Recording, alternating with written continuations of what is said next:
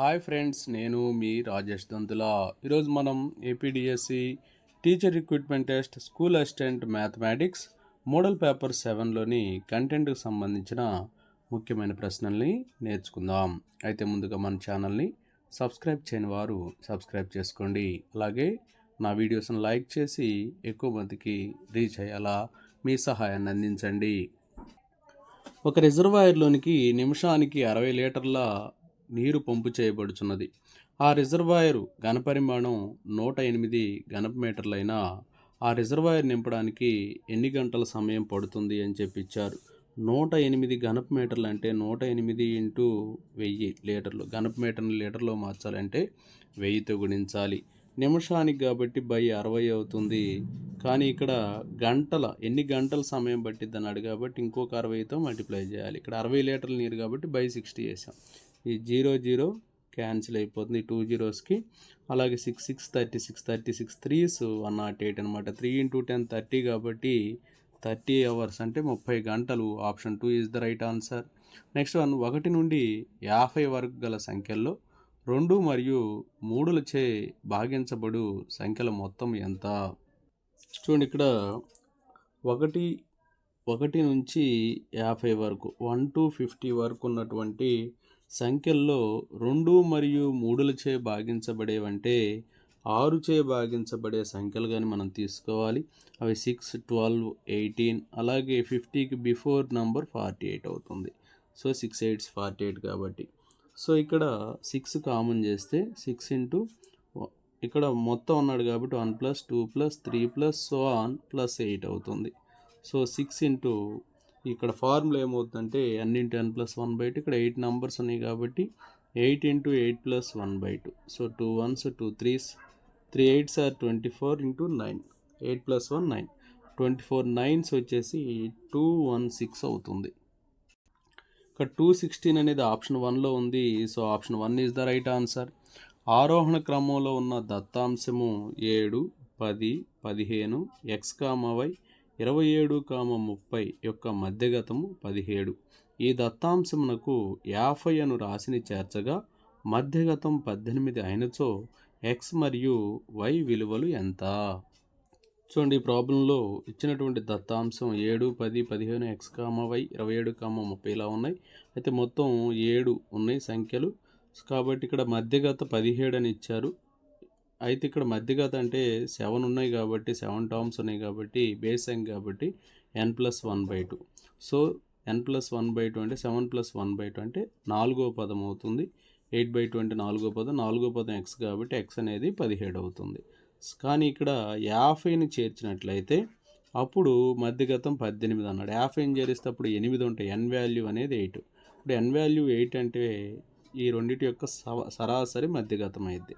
So ఎందుకంటే even numbers వచ్చినప్పుడు n అనేది 8 అయినప్పుడు 8/2 అంటే 4th టర్ము, అలాగే 8/2 + 1 5th టర్ము 2 అవుతాయి అన్నమాట. అంటే x + y/2.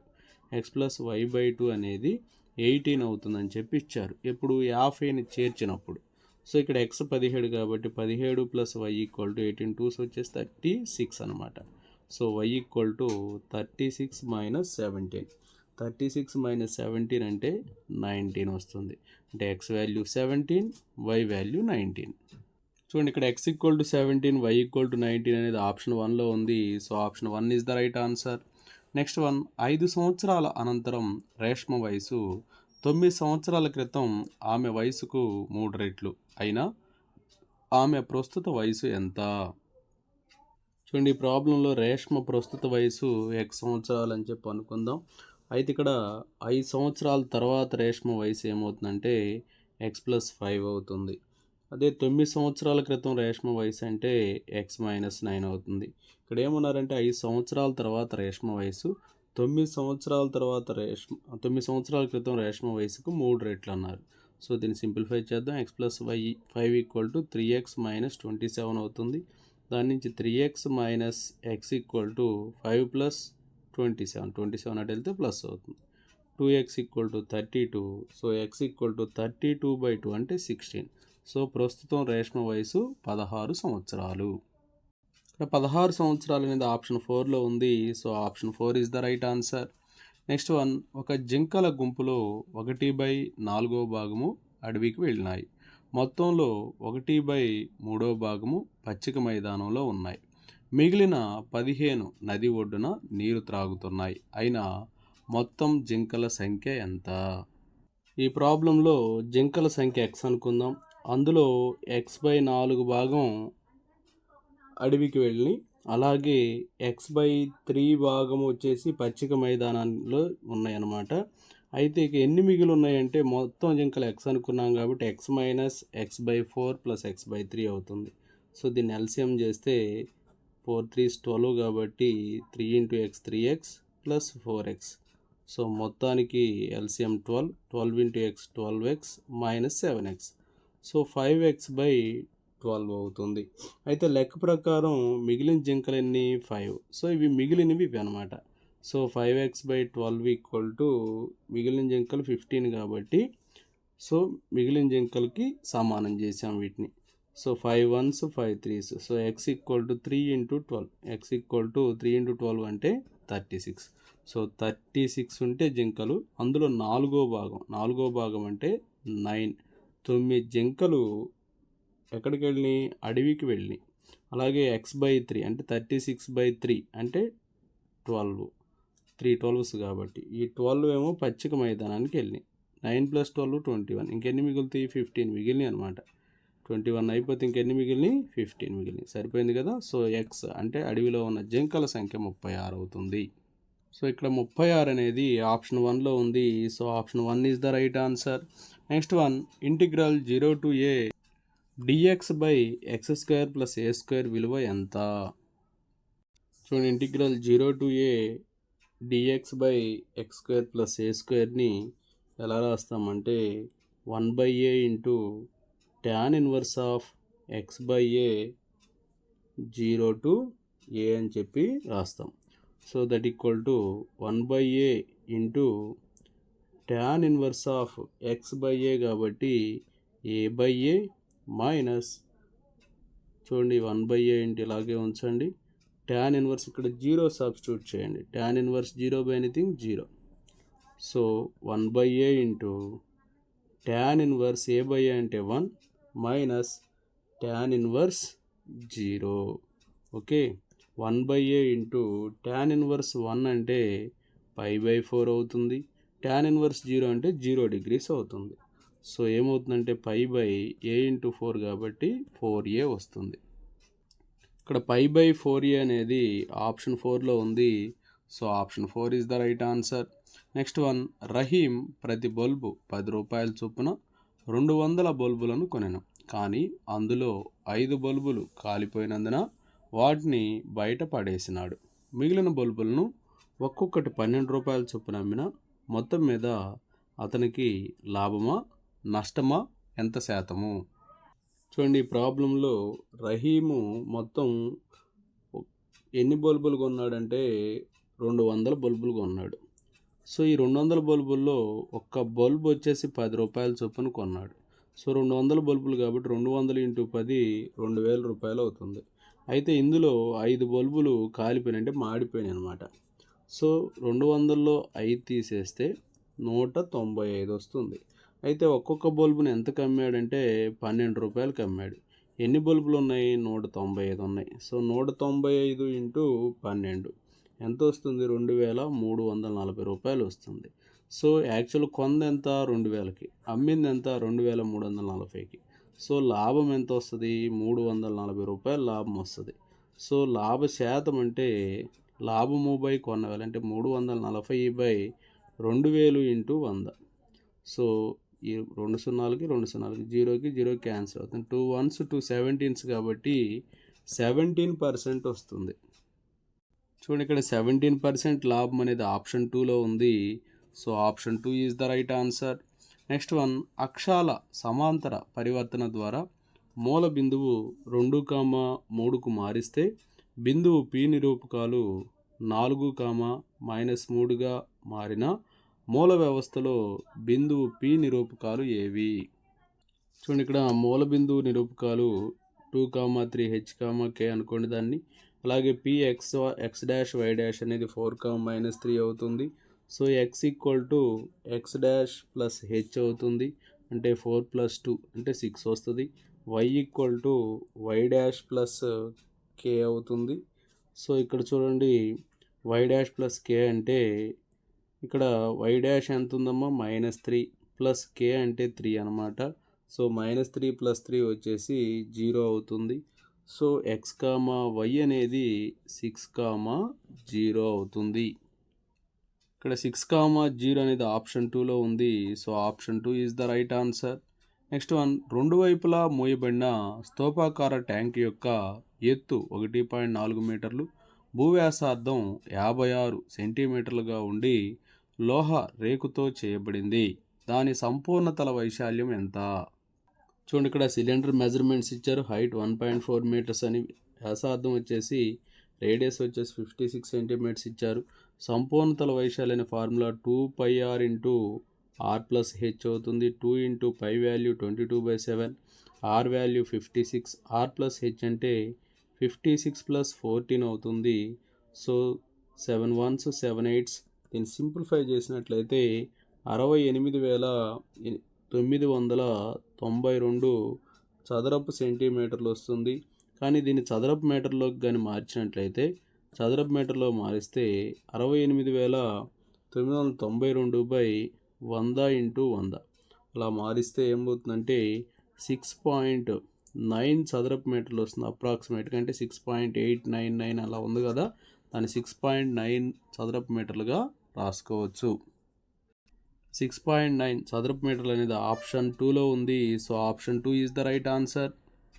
ఏబిసిడి సమాంతర చతుర్భుజం యొక్క వైశాల్యం 112 చదరపు సెంటీమీటర్లు మరియు భూమి 8 సెంటీమీటర్లు అయినా భూమిపై గీయబడిన లంబం పొడవు ఎంత అన్నాడు.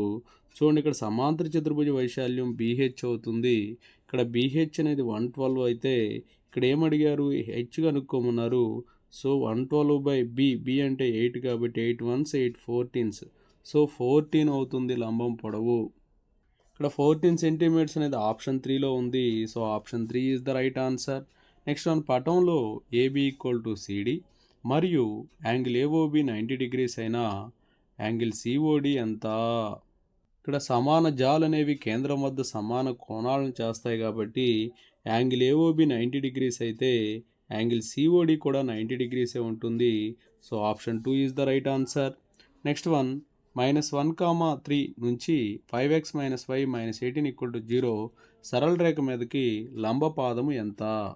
బిందువు -1, 3, సరళ రేఖ 5x - y - 18 మీదకి లంబపాదము h, k అని చెప్పి అనుకుంటే h - x1/a = k - y1/b = ax1 + by1 + c/a² + b² అవుతుంది.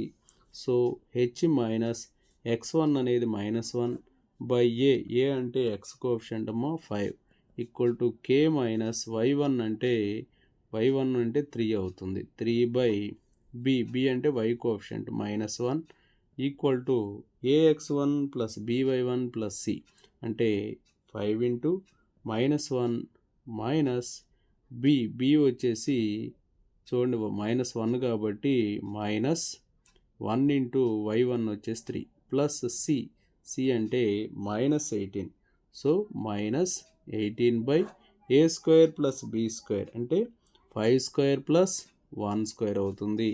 సో h + 1/5 = k - 3/-1 దీన్ని సింప్లిఫై చేస్తే -26/26 వస్తుంది. So h + 1/5 = -1, so h + 1 = -5, h = -5 - 1, h = -6 వస్తుంది. అలాగే k - 3/-1 = -1, సో k - 3 = +1 అవుతుంది. k = 1 + 3 అంటే 4 వస్తుంది. సో కాబట్టి లంబపాదము -6, 4, h, k కాబట్టి -6, 4 వస్తుంది. చూడండి, ఇక్కడ -6, 4 అనేది ఆప్షన్ 4లో ఉంది. So option 4 is the right answer. Next one, log a/b - c, log b/c - a, log c/a - b = k అయిన a power a into b power b into c power c విలువ. So ఇచ్చినటువంటి రేషియోస్ని కేకి equal చేద్దాం. So log a equal to k into e minus c అవుతుంది. అలాగే log b equal to k into c minus a అవుతుంది. Log c equal to k into a minus b అవుతుంది. So log a power ఏ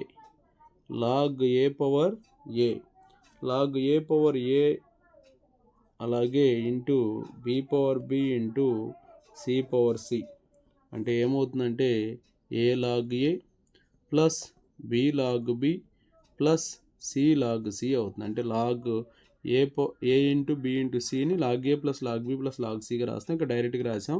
ఇక్కడ log a power ఎం అంటే ఎం log a. ఓకేనా? So a log a plus b log b plus c log c. So ఇక్కడ a log a into log a వచ్చేసి k into b minus c plus b into log b అంటే k into c minus a plus c into k into a minus b. So దీన్ని ఇప్పుడు మనం simplify చేసినట్లయితే అన్నిట్లో k కామన్గా ఉంది. కేని కామన్ చేస్తే sigma a b minus a c equal to 0 అవుతుంది. సో ఇక్కడ దాని నుంచి మనం ఎలా రాస్తాం చూడండి. Log a power a into b power b into c power c equal to 0.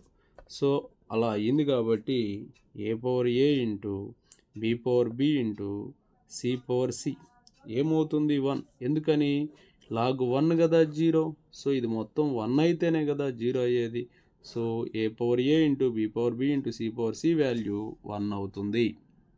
ఇక్కడ 1 అనేది ఆప్షన్ 2లో ఉంది. So option 2 is the right answer. Next one √10 into √15 విలువ అన్నారు. √10 అంటే √5 ఇంటూ 2గా రాస్తాం. √5 ఇంటూ √2గా రాస్తాం. ఇది √5 ఇంటూ √3గా రాస్తాం కాబట్టి 5 ఇంటూ √6 5√6 అవుతుంది. So option 2 is the right answer.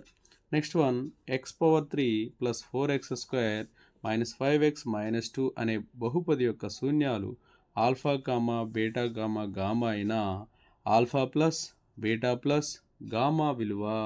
చూడండి దీనికి ఫార్ములా ఏంటంటే -x² coefficient by x³ coefficient అవుతుంది.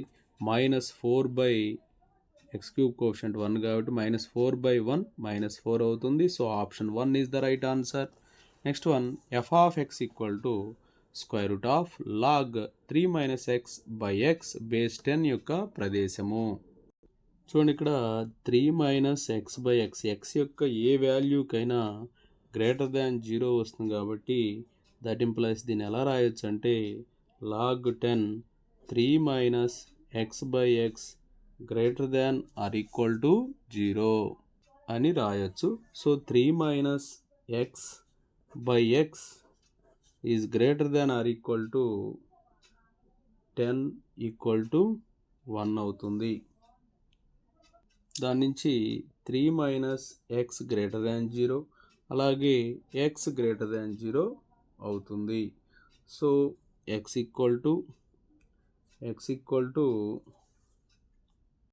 సో ఇక్కడ మనం ఎలా రాస్తామంటే x = 3/2 అలాగే 0 < x < 3 అని చెప్పి రాస్తాం. That implies x belongs to -∞, 3/2 intersection 0, 3 వస్తుంది. దట్ ఇంప్లైస్ 0, 3/2 అనేది ప్రదేశం అవుతుంది. సో f యొక్క ప్రదేశం అంటే ఏమవుతుందంటే 0, 3/2 వస్తుంది. 0, 3/2 అనేది ఆప్షన్ 2లో ఉంది. So option 2 is the right answer. Next one matrix 1 3 -5 2 -1 5 2 0 1 మాత్రిక యొక్క జాడ ఎంత? చూడండి ఇక్కడ మాత్రిక యొక్క జాడ అంటే ఈ ప్రధాన వికర్ణంలో ఉన్న మూలకాలని కూడాలి. 1 - 1 0 0 + 1 1. So option 1 is the right answer. మాత్రిక జాడ అంటే వికర్ణంలోని మూలకాలను కూడాలి. 1 - 1 0 0 + 1 1. So option 1 is the right answer. Next one 2i minus j plus k, I minus 3j minus 5k, 3i minus 4j minus 4k అనే బిందువులు క్రింది దేని యొక్క శీర్షాలు? చూడండి, ఇక్కడ ఏ బి సి సదిశలు రాసుకున్నాం. ఇక్కడ x1 2 అవుతుంది, y1 -1, z1 k, అలాగే x2 y2 z2, x3 y3 z3 కూడా రాసుకున్నాం. సో ఇక్కడ ఏబికి ఫార్ములా ఏమవుతుందంటే x2 minus x1 into i plus y2 minus y1 into j plus z2 minus z1 into k అవుతుంది. So that equal to 1 minus 2 into i plus -3 plus 1 into j plus -5 minus 1 into k అవుతుంది. సో దీన్ని simplify చేస్తే -i minus 2j minus 6k అవుతుంది. -3 plus 1 -2 -2j minus 6k అవుతుంది. అలాగే బీసీని కూడా కనుక్కుంటాం. BC కనుక్కుంటే 2i minus j plus k వస్తుంది. సిఏ కనుక్కుంటే -i plus 3j plus 5k వస్తుంది. సో ఇక్కడ కాస్ ఏ అంటే AB into AC by modulus of AB into modulus of AC. So that equal to AB into AC అంటే modulus of, చూడండి, 1 minus 6 minus 30 by ఏమవుతుందంటే square root of 1 square plus 2 square అంటే 4. చూడండి, 1 square అంటే 1 square అంటే ఎంతమ్మా 1, అలాగే 2 square అంటే 4 ప్లస్ 6 స్క్వేర్ అంటే ఇక్కడ ఏబి కదమ్మా ఉంది. ఏబిలో ఏముంది -6k ఉంది. సో 6k కాబట్టి 36, అలాగే రూట్ ఆఫ్ ఇక్కడ ఏసీ కాబట్టి -1 ఉంది కాబట్టి 1 స్క్వేర్ అంటే 1, 3 స్క్వేర్ 9, 5 స్క్వేర్ అంటే 25. సో 1 మైనస్ 36 మాడ్యులస్ కాబట్టి 35 బై రూట్ 41 ఇంటూ రూట్ 35 వస్తుంది. అలాగే కాస్ బి కనుక్కుంటే కాస్ బికి formula BC into BA by modulus of BC into modulus of BA అవుతుంది. ఇలాగే అప్లై చేస్తే 6/√6 ఇంటూ రూట్ 41 వస్తుంది. అలాగే కాస్ సి కనుక్కుంటే కాస్ సికి formula BC into CA by modulus of BC into modulus of CA. దీన్ని చేస్తే మనకు వచ్చేసి 0 వస్తుంది. సో కాస్ సి 0 వచ్చింది అంటే సి ఏమైంది కాస్ ఇన్వర్స్ 0 వస్తుంది. కాస్ ఇన్వర్స్ 0 అంటే ఇక్కడ సి అనేది π/2 అవుతుంది. సో ఇక్కడ ఒక్క యాంగిల్ రైట్ యాంగిల్ వచ్చినా కూడా అది లంబకోణ త్రిభుజం అవుతుంది. చూడండి, లంబకోణ త్రిభుజం ఆప్షన్ 4లో ఉంది. So option 4 is the right answer. Next one sin θ plus cos θ whole square plus sin θ minus cos θ whole square అన్నారు. sin θ plus cos θ whole square అంటే sin square θ plus cos square θ plus 2 sin θ cos θ అంటే 1 plus 2 sin θ cos θ వస్తుంది. అలాగే దీన్ని expand చేస్తే 1 minus 2 sin θ cos θ వస్తుంది. So 2 sin θ cos θ cancel అయిపోతే 1 + 1 2 వస్తుంది. So option 4 is the right answer. Next one, ఒక అంక శ్రేణిలో మొదటి చివరి పదాలు వరుసగా 17 మరియు 350, సామాన్య భేదం 9 అయినా ఆ శ్రేణిలోని పదాల సంఖ్యను కనుక్కోండి. ఇక్కడ శ్రేణిలో మొదటి పదం వచ్చేసి 17 ఇచ్చారు, చివరి పదం వచ్చేసి 350 ఇచ్చారు, అలాగే పదాంతరం వచ్చేసి 9 ఇచ్చారు. సో ఇక్కడ చివరి పదానికి formula L = A + n-1 × D. So ఇక్కడ L అనేది చివరి పదం అనేది 350, A 17 ప్లస్ n-1 × D అంటే 19. సో 350 మైనస్, చూడండి, 350 మైనస్ 17, అలాగే 9తో మల్టిప్లై చేస్తే 9n మైనస్ 9. సో చూడండి, 350 minus 17 plus 9 = 9n. So that implies 9n = 342 అవుతుంది. So n = 342/9. సో 9 3s 27, అలాగే 9 8s 72. సో 38 వచ్చింది ఎన్ వాల్యూ. ఎన్ వాల్యూ 38 అనేది వచ్చింది కాబట్టి ఆప్షన్ 4లో 38 ఉంది. So option 4 is the right answer. Okay, thank you friends. నా వీడియో నచ్చినట్లయితే లైక్ చేయండి, మీ మిత్రులు షేర్ చేయండి. ఇంకా మన ఛానల్ని సబ్స్క్రైబ్ చేయనట్లయితే సబ్స్క్రైబ్ చేసుకోండి. Thank you for watching.